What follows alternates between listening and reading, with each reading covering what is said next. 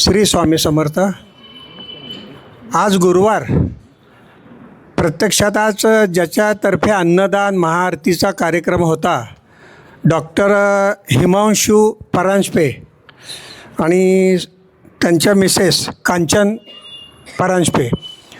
पण ते दोघे डॉक्टर पती पत्नी असल्यामुळे कदाचित त्यांच्या ओ पी डीमध्ये पेशंट वगैरे असल्यामुळे ते आत्ता येऊ शकलेले नाही आहेत. तर मी त्यांच्याबद्दल थोडक्यात माहिती देतो. एवढ्यातच ते आपल्या मंदिरामध्ये रुजू झाले, दादांच्या संपर्कात आले, दादांचं वेळोवेळी मार्गदर्शन घेत आले, काही कामं त्यांची मार्गी लागली. त्या माध्यमातूनच त्यांनी इच्छा व्यक्त केली होती की एखाद्या गुरुवारी मला अन्नदान करायचं आहे.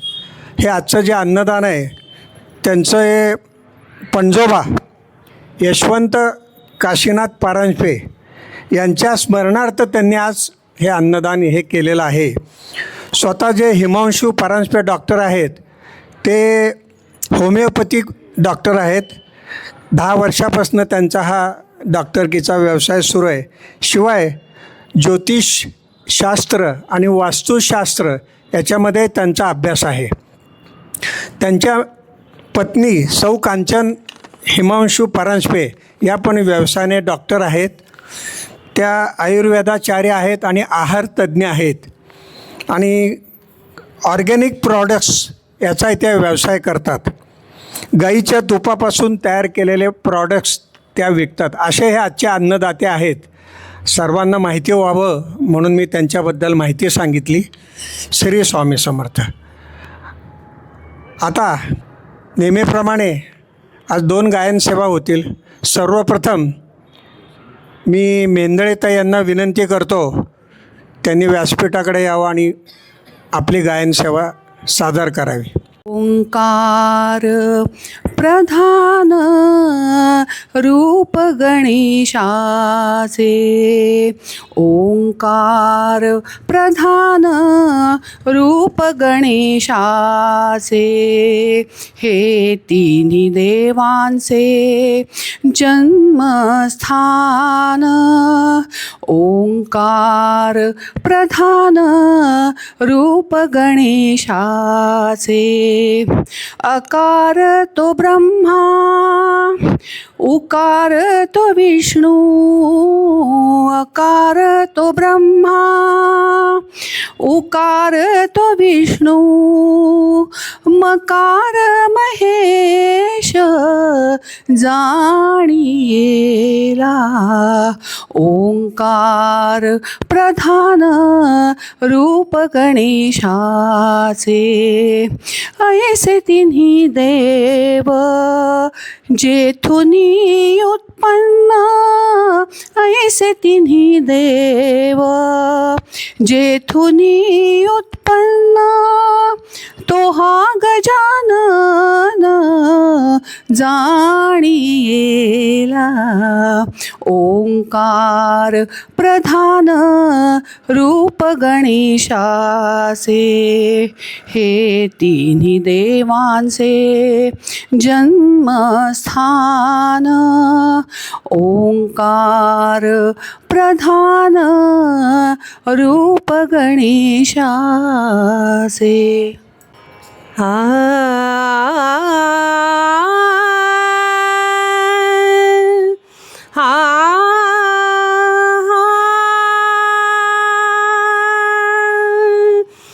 एकच रे मागणे तुझ्या पायी देवा, तुझ्या पायी देवा. एकच रे मागणे तुझ्या पायी देवा, तुझ्या पायी देवा. पायापाशी ठेवा, पायापाशी ठेवा. निरंतर निरंतर एकच रे मागणे तुझ्या पायी देवा, तुझ्या पायी देवा.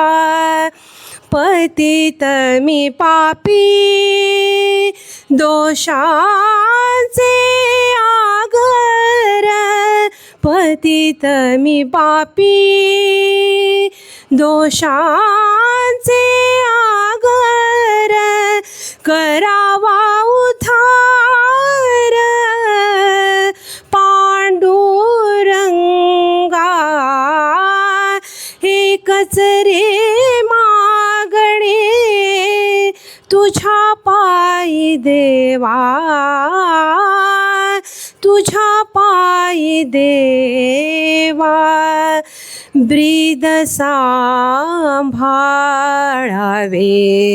अनाथांच्या नाथा. ब्रीद सांभाळावे अनाथांच्या नाथा.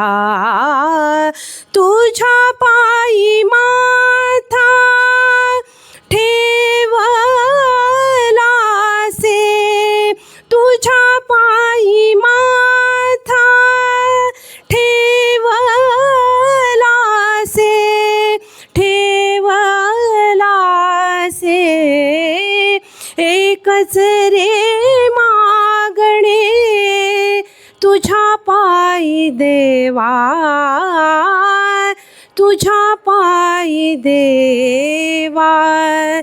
कृष्णदास म्हणे कृपा बिंदू द्यावा. कृष्णदास आ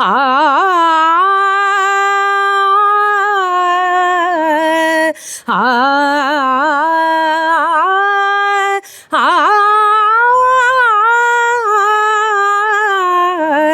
कृष्णदास म्हणे कृपा बिंदू द्यावा. जीव तो शवावा चातकाचा. चातकाचा. एकच रे मागणे तुझ्या पायी देवा. तुझ्या पायी देवा. पाया पाशी ठेवा निरंतर. निरंतर. एकच रे मागणे तुझ्या पायी देवा. तुझ्या पायी देवा. स्वामी, अतिशय सुंदर गायन सेवेनंतर आजच्या आरतीचा अचानक योग आलेले आपले अन्नछत्र प्रमुख श्री जोशी काका आणि सौ जोशी काकू यांना मी व्यासपीठावर आमंत्रित करतो. त्यांनी स्वामींचा प्रसाद म्हणून दादांकडून त्याचा स्वीकार करावा. कृपया जोशी काका आपण व्यासपीठावर यावं. श्री स्वामी समर्थ महाराज की जय. आदरणीय दादांना विनंती करतो आपण मार्गदर्शनपर प्रबोधन कृपया सुरू करावं. तत्पूर्वी जोशी काका आपल्याला काही सांगू इच्छितात. मी त्यांच्याकडे सुपूर्द करतो माईक. स्वामी समर्थ. आपणा सर्वांनाच माहितीच आहे की या मठामध्ये नवनवीन भक्त येत असतात. काही प्रॉपर पुण्यातले असतात, काही बाहेरगावचे असतात. याच माध्यमातून नव्याने आपल्या मठाशी जोडले गेलेले आज एक भक्त इथे आलेले आहेत. कोरेगाव पार्क या परिसरातनं श्री वीर थोरात आणि त्यांचे आईसाहेब हे आलेले आहेत. मी त्यांना विनंती करतो त्यांनी व्यासपीठाच्या जवळ यावं आणि दादांना विनंती करतो त्यांनी त्यांचा सत्कार करावा. श्री स्वामी समर्थ महाराज की जय. आता पुढील सूत्र मी दादा महाराज यांच्याकडे देत आहे. दादांना विनंती करतो त्यांनी प्रबोधनाला सुरुवात करावी. श्री स्वामी समर्थ. सुरुवातीला आपण सामुदायिक जप घेऊ. इच्छित दाता सकल कार्य सिद्ध करता सकल दुःख हरता श्री स्वामी समर्थ नमो नमः स्वाहा.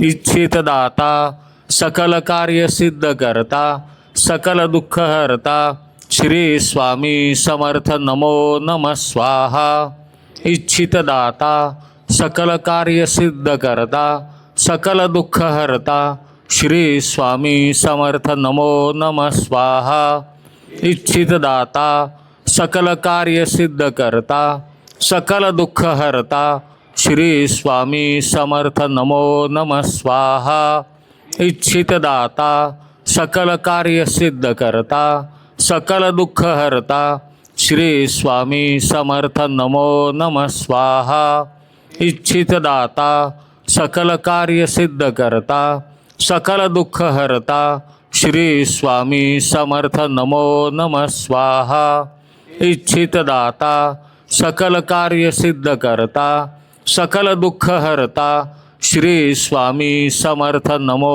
नमः स्वाहा इच्छित दाता सकल कार्य सिद्ध करता सकल दुःख हरता श्री स्वामी समर्थ नमो नमः स्वाहा इच्छित दाता सकल कार्य सिद्ध करता सकल दुःख हरता श्री स्वामी समर्थ नमो नमः स्वाहा इच्छित दाता सकल कार्य सिद्ध करता सकल दुःख हरता श्री स्वामी समर्थ नमो नमः स्वाहा इच्छित दाता सकल कार्य सिद्ध करता सकल दुःख हरता श्री स्वामी समर्थ नमो नमः स्वाहा इच्छित दाता सकल कार्य सिद्ध करता सकल दुःख हरता श्री स्वामी समर्थ नमो नमः स्वाहा इच्छित दाता सकल कार्य सिद्ध करता सकल दुःख हरता श्री स्वामी समर्थ नमो नमः स्वाहा इच्छित दाता सकल कार्य सिद्ध करता सकल दुःख हरता श्री स्वामी समर्थ नमो नमः स्वाहा इच्छित दाता सकल कार्य सिद्ध करता सकल दुःख हरता श्री स्वामी समर्थ नमो नमः स्वाहा. श्री स्वामी समर्थ. आपल्याकडं असं नवीन स्वामी भक्त आले की आपण त्यांचे अनुभव आणि इथं ह्या मार्गामध्ये कसे काय आले किंवा आपल्या मंदिराबद्दल माहिती कशी आली तर अशी माहिती घेत असताना आम्ही विचारलं. आपल्याकडं आत्ता ज्यांचा आपण सत्कार केला ते वीर थोरात. यूट्यूबला एक चॅनल आहे आपला देऊळ गाथा. तर देऊळ गाथा ह्या चॅनलवरती आपले हे सगळे मंदिराचे कार्यक्रम प्रसारित होत असतात आणि त्याच्यामधनं त्यांना माहिती मिळाली. आणि एक दिवस गुरुवारचेच वीर थोरात इथे बाहेर रस्त्यावरती आले होते आणि चौकशी करताना स्वामींचं मंदिर कुठे आहे आणि ते इथे आले आणि मग इथलं सगळं वातावरणावर बघून आज त्यांच्या आईला इथे घेऊन आलेले आहेत ते. तर असे अनुभव एकदा गुरुवारचे इथे एकदा आलात की गुरुवारचा अनुभव आणि गुरुवारची स्वामी शक्ती ही ते खूपच वेगळी असते. प्रत्येकाला ते जाणवतं काहीतरी इथं वेगळं आहे. स्वामींचं अस्तित्व इथे आहेच आहे. प्रत्येक मंदिरामध्ये जशी सेवा घडत जाते तसं त्या तिथल्या जे दैवत असतं त्याच्यातली शक्ती जागृत होत जाते. आणि आपल्याकडं तर पहिल्या दिवसापासून म्हणजे मूर्ती ज्या प्रतिष्ठापना झाली त्या दिवसापासूनच स्वामींचं अस्तित्व आहे. आज मला आपले जुने सेवेकरी आहेत प्रदीप देशपांडे म्हणून, ज्या मंदिराचे संस्थापक माझे इथे शेजारी बसलेत, PR कुलकर्णी, प्रदीप देशपांडे आणि भोसले. तर त्यांनी देशपांडेने मला एक जुना फोटो पाठवला होता. त्याच्यामध्ये गुरुवर्य अण्णांचा सत्कार करतानाचा फोटो आहे. तो अण्णांची 75वी आपण त्यावेळेला इथे साजरी केली होती 2017 साली. आणि 2017ला आपलं अधिकृत अन्नछत्र जे आहे ते पाठीमागे ते सुरू झालं होतं. 2016पासून आपल्याकडं महाप्रसाद सेवा सुरू आहे दर गुरुवारची. त्या मार्गशीर्ष महिन्यामध्ये कसं घडलं की एक गुरुवार आपल्या ज्या महिला सेवेकरी इथे आहेत त्यांनी त्यावेळेला संख्या कमी होती, 40-50 लोक वगैरे होती. तर असं ठरलं की आपण कोणी तू पोळ्या करून आण, कोणी भाजी करून आणेल, कोणी भात, कोणी वरण. मार्गशीर्ष महिन्यातला एक गुरुवार, पहिला गुरुवार अशा पद्धतीने स्वामींना पूर्ण प्रसाद झाला. त्याच्या अगोदर आपण काय करायचो, फक्त द्रोणामध्ये पोहे म्हणा किंवा शिरा किंवा उपीट किंवा कधी कधी एक एक पेढा एवढंच द्यायचं होते. पण तो गुरुवार पूर्ण प्रसाद झाला. स्वामींची लीला कशी असते, दुसऱ्या गुरुवारी एक भक्त असे आम्हाला मिळाले की त्यांनी सांगितलं आम्हाला महाप्रसाद इथं करायचा आहे आणि त्यांनी सगळं करून आणलं. तर तो दुसरा गुरुवार झाला. तिसऱ्या गुरुवारी पण आपल्या महिला सेवेकरांनी असंच केलं की 2 गुरुवार झाले तर आपण करू. आणि त्या महिन्यातले म्हणजे मार्गशीर्ष महिन्यात 2016 साल किंवा 17 असेल, पूर्ण प्रसाद तो त्यावेळेला 2016च 4ही गुरुवार स्वामींना महाप्रसाद झाला म्हणजे. आणि येणाऱ्या भक्तांना पण तो पूर्ण जेवण मिळालं. आणि मग ती जी साखळी सुरू झालेली ती अखंड सुरू राहिली. 2017मधल्या मार्गशीर्ष महिन्यामध्ये आपण अधिकृत असं म्हणता येईल असं एक छोटंसं पाठीमागे अन्नछत्राचं बांधकाम केलं आणि 40-50 भक्त तिथे बसून भोजनाचा लाभ घेतील किंवा प्रसादाचा लाभ घेतील अशी ती जागा. आणि त्याचं उद्घाटन करायला आपण गुरुवारी अण्णांना बोलवलेलं होतं. आणि अण्णांचा अनाशी 75वा वाढदिवस होता. गुरुवारी अण्णा दरवेळेला इथेच आहे. कार्यक्रमानिमित्त आपण 4 जूनला मूर्ती प्रतिष्ठापना केली होती. तेव्हापासून 4 जून हा आपला वर्धापन दिन म्हणून आपण करायचो. त्यावेळेला अण्णा आवर्जून यायचे आणि असा वेगळा काही कार्यक्रम असेल तर त्यांना जेव्हा सांगितलं अन्नछत्राचं उद्घाटन आहे तर त्याला पण ते आले होते. म्हणजे तब्येत बरी नसताना ते त्याला आले होते. तर तो फोटो मला आपल्या देशपांड्यांनी पाठवला होता. आता अण्णा येत आहेत किंवा आपले गुरु येत आहेत म्हणलं की ते वातावरण त्याला सगळं बदलून जायचं. त्यावेळचे जे उपस्थित भक्त असतील, आत्ता कोणी असेल तर त्यांना आठवत असेल, म्हणतं नांगरे साहेब आहेत किंवा कुलकर्णी काकू आहेत, नांगरे काकू आहेत, की अण्णा आल्यानंतर एक अशी वेगळी चैतन्याची म्हणतो ना लाट किंवा लहर, तसं ते सगळं वातावरण बदलून जायचं ते. आणि त्यावेळेला अशी एक आठवण निघाली होती की आपण प्रतिष्ठापना केलं म्हणजे मूर्ती प्रतिष्ठापना केली. आणि अण्णांचं एक वाक्य होतं की महाराजच इथे आलेले आहेत. तर एक छोटासा फक्त घटना त्याच्या मागं अशी सांगतो की आपण बघत असाल की स्वामींच्याकडं म्हणजे आता मूर्ती नाही म्हणताना प्रत्यक्ष स्वामींच्याकडंच, कारण जे मूर्तिकार आहेत अक्षरशः त्यावेळेला त्यांचं हृदयाचं शस्त्रक्रिया झाली आणि काम बंद केलं होतं. पण केवळ अण्णांचं नाव सांगितल्यामुळं आणि शेवटी स्वामींची लीला ती की ती त्यांनी मूर्ती 2-3 महिन्यामध्ये त्यांनी ती घडवली. म्हणजे सगळं काम त्यावेळेला थांबलेलं होतं. खरं काम करणार नाही असं त्यांनी डॉक्टरांना बजावलं होतं. पण काय असेल स्वामींची लीला असेल माहिती नाही. ही अण्णांची पण शक्ती असेल की त्यांनी 2 ते 3 महिन्यात मूर्ती घडवली. आम्ही मूर्ती घेऊन आलो, एक 8-10 लोकच आम्ही गेलो होतो मुंबईतून. मूर्ती घेऊन आम्ही इथे आलो. इथे आपण मूर्ती उतरवली, इथून आम्ही मंदिरात नेली. हे रात्री 31 मे तारीख होती, मला अजून आठवते. 4 जूनचा आपला मुहूर्त, 31 मेला मी रात्री इथे मूर्ती घेऊन आलो. 12 वाजता मूर्ती आम्ही तिथे आतमध्ये ठेवली. 4 जून हा मुहूर्ताचा दिवस. सगळीकडं मांडव वगैरे घातलेला आहे. बँडवाले बाहेर त्यांचे ते वाजवत आहेत. घोडे आणले होते. आपले सगळे बालसेवेकरी कोणी त्याच्यात तो वेगळे वेशभूषा करून सगळे तयार होते. सनई चौघडा वाजतोय. असं सगळं एकदम मंगलमय वातावरण. आणि मोठाच्या मोठा रथ इथे आपण आणला होता. त्या रथात महाराजांची मूर्ती इथे पहिली पूजा करून त्याच्या रथामध्ये आपण चढवली. आणि त्याच्यानंतर मिरवणुकीला सुरुवात झाली. प्रत्येक चौकातनं औक्षण करत करत करत इथपर्यंत आलो आपण. आणि मिरवणुकीला सुरुवातीला संख्या कमी, नंतर वाढत गेली. बाहेरची लोकं, रस्त्यावरची जे लोकं बघायची की रथामध्ये कोणतरी प्रत्यक्ष बसलेलं आहे. इतका तो स्वामींची जे म्हणतो ना इतकं हुबेहूब सगळं ते झालेलं होतं. आणि आश्चर्य म्हणजे तोपर्यंत ज्यांच्याकडनं आपण मूर्ती बनवून घेतली जंजीरकर म्हणून, तर ते फक्त चरित्र वाचून, स्वामींचं चरित्र वाचूनच त्यांनी घडवली. ते म्हणले मी अक्कलकोटला कधी गेलो नाही अजून, पण माझी अशी इच्छा आहे की मी अक्कलकोटला जाईन नंतर परत कधीतरी. त्या चरित्रामध्येच जसं वर्णन आहे की महाराजांची उंची होती 7-7.5 फूट उंच.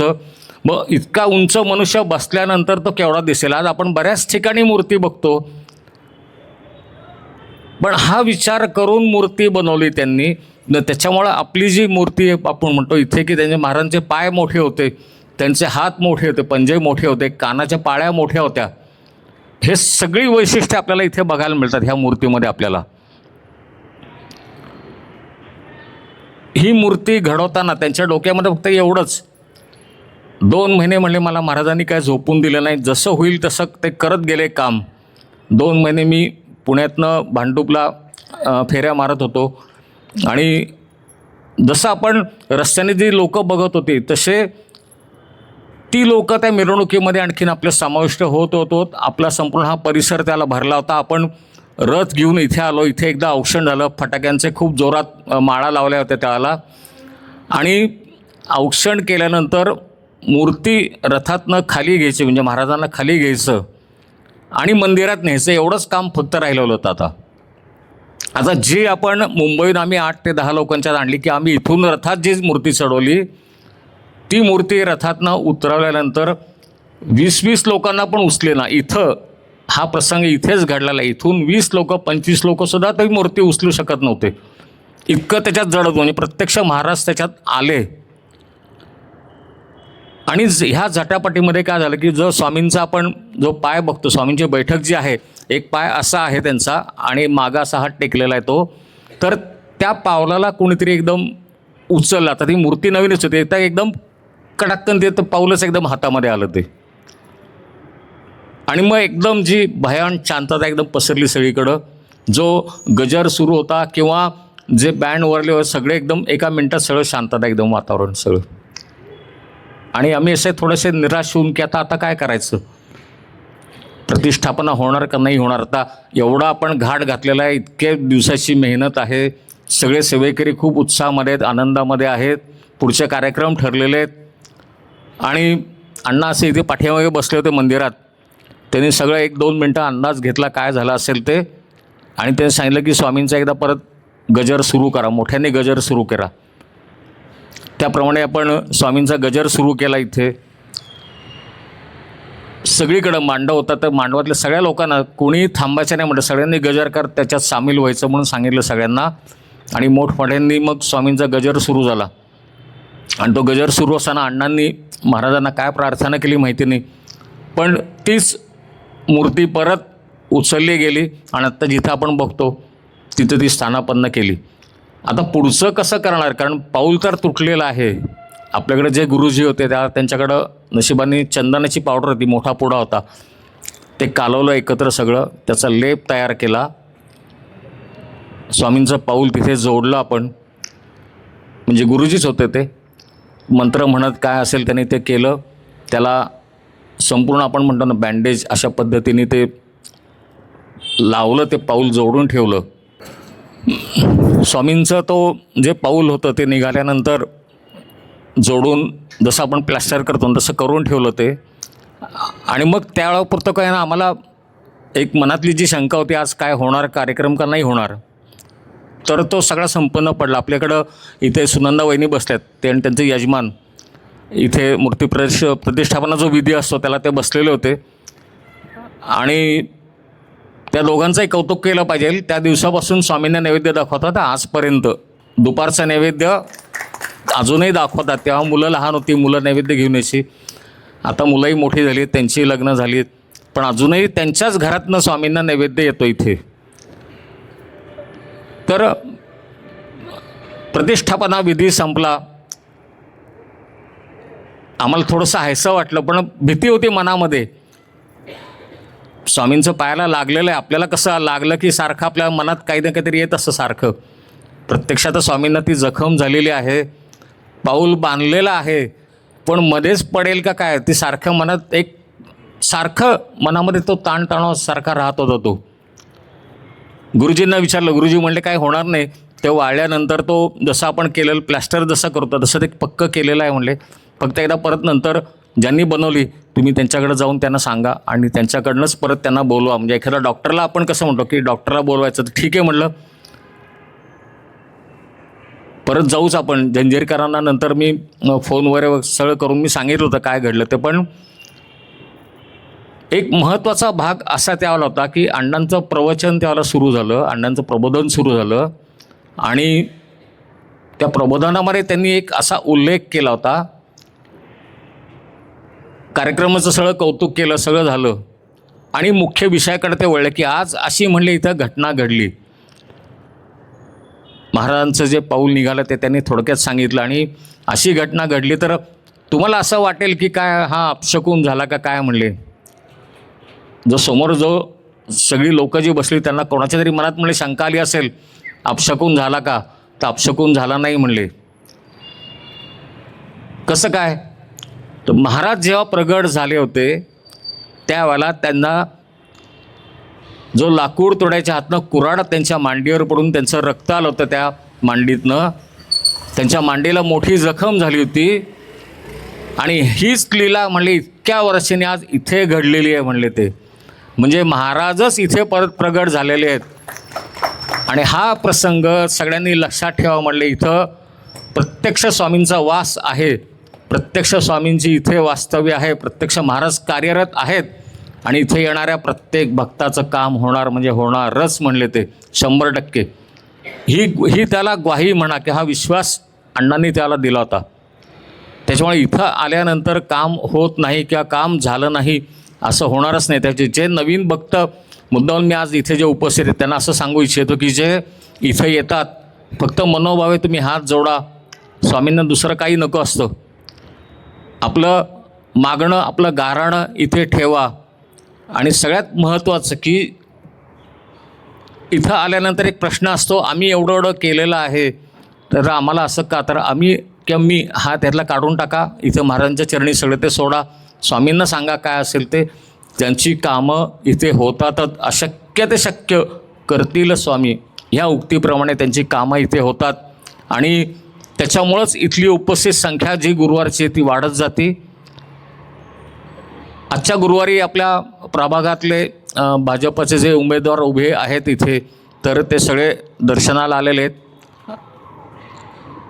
त्यांचं आपण स्वागत करू. आपला कार्यक्रम त्याच्यानंतर जो पुढचा कार्यक्रम जो आहे पालखी सोहळा, त्या पालखी सोहळ्याला सुरुवात होईल आणि मग त्याच्यानंतर आपली महाप्रसादाला सुरुवात होईल. सर्व स्वामी भक्तांना नमस्कार. भारतीय जनता पार्टीचे 4 उमेदवार आज स्वामींच्या दर्शनासाठी इथे आलेत. या ठिकाणी कुणाल टिळक तसेच स्वप्नालीताई पंडित आणि बापू मानकर आणि स्वर्धाताई बापट असे 4 उमेदवार आपले आहेत. तर त्यांना येणाऱ्या 15 तारखेला महापालिकेत प्रचंड मतांनी निवडून जाण्याकरता आपला आशीर्वाद व शुभेच्छा घेण्याकरता ते इथे आलेत. मी त्यांना 1-2 मिनटं बोलण्याची तुमच्याशी विनंती करतो. नमस्कार सर्वांना. स्वामी ओम. आम्ही चौघंही, मी कुणाल टिळक, माझे सहकारी उमेदवार स्वप्नालीताई पंडित, त्याचबरोबर सहकारी उमेदवार स्वर्धाताई बापट, सहकारी उमेदवार राघवेंद्र बापू मानकर, आम्ही चौघही जण आपणास आज भेटायला आलेलो आहोत. आज इथे एवढ्या चांगल्या वातावरणात, एवढ्या मंगलमय वातावरणात आपण सर्वजण एकत्र जमलेलो आहोत. तर नक्कीच आपल्या सर्वचा कार्यक्रम चालू आहे त्यामुळे जास्ती विलंब आणणार नाही. एवढंच सांगतो की आम्हाला सर्वांना 15 तारखेला जास्तीत जास्त संख्येने बाहेर पडून जास्तीत जास्ती मोठ्या मताधिक्याने आपण निवडून आणा. आपणा सर्वांचे आशीर्वाद, आपणा सर्वांची साथ, आपणा सर्वांचे प्रेम कायम आपण आमच्या पाठीशी असू दे. आणि कधी पण काही पण आम्हाला लागलं तर नक्की सांगा. आम्ही सर्वजण कायम आपणाबरोबर आहोत. वर्षानुवर्ष आईबरोबर मी इथे सीताफळ बागेत येत आलेलो आहे. कायमच लहानपणीपासून सीताफळ बागेपासून कधीकधी तर प्रचार चालू व्हायचा. आईची पहिली बैठक इथे असायची. गणपतीत यायचो, नवरात्रीत यायचो. त्यामुळे इथे आल्यावर कायमच प्रसन्न वाटतं. आपलीच सर्व लोकं आहेत असं नक्कीच 100% मी मला हृदयापासून सांगू शकतो सर्वांना. माझी बायको इथे श्रुतिका आलेली आहे. त्यामुळे सर्वांना मी विनंती करतो की नक्की 15 तारखेला भारतीय जनता पार्टी कमळ लक्षात ठेवा. आपली साथ खूप मोलाची आमच्यासाठी आहे. धन्यवाद. स्वामी ओम. नमस्कार. श्री स्वामी समर्थ. मी सौ स्वप्नाली नितीन पंडित. आपल्या 4 उमेदवारांपैकी मीही एक 25 गटातून उमेदवार आहे. आम्हाला चौघांनाही तुमचे मतदानरूपी आशीर्वाद राहू देत मागे. आता तुम्ही खूप आत्मीयतेने ऐकत होतात, तुमच्या ह्याच्यात खंड पडणार नाही. धन्यवाद. मी दादांना विनंती करतो की त्यांनी श्रीफळ उमेदवारांना द्यायचे. श्री स्वामी समर्थ महाराज की जय. स्वप्नालीताई पंडित. श्री स्वामी समर्थ महाराज की जय.